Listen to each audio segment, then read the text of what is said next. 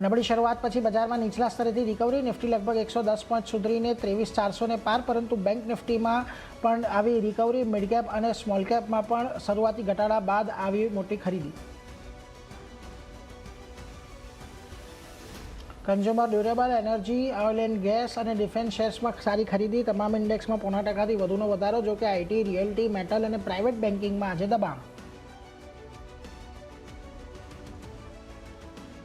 સંરક્ષણ ખરીદીમાં મોટા ફેરફારની આશાએ. એલોય મેટલ્સમાં ઉછાળો. શેર લગભગ 5% ઉછળ્યો. સરકારી ડિફેન્સ ખરીદીમાં સ્વદેશી લશ્કરી ગ્રેડ સામગ્રીને પ્રોત્સાહન આપવાની તૈયારી કરી રહી છે, જ્યારે અન્ય ડિફેન્સ શેરોમાં પણ જોવા મળી તેજી. ડિફેન્સ સેક્ટર લગભગ 1% વધ્યો.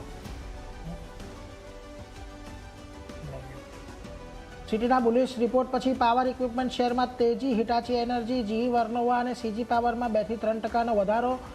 રિપોર્ટ મુજબ સ્થાનિક ઇન્ફ્રાસ્ટ્રક્ચર ડેવલપમેન્ટ, HVDC ટેકનોલોજી અને એક્સપોર્ટથી ભારતને થશે મોટો ફાયદો. અને માર્કેટ રેગ્યુલેટર સેબીએ રાજેશ એક્સપોર્ટના પ્રમોટર્સ પર ખાતામાં ગડબડીનો લગાવ્યો આરોપ. કહ્યું નાણાકીય વર્ષ 2021 થી 25 વચ્ચે 15 લાખ કરોડથી વધુની દેખાડી ખોટી આવક.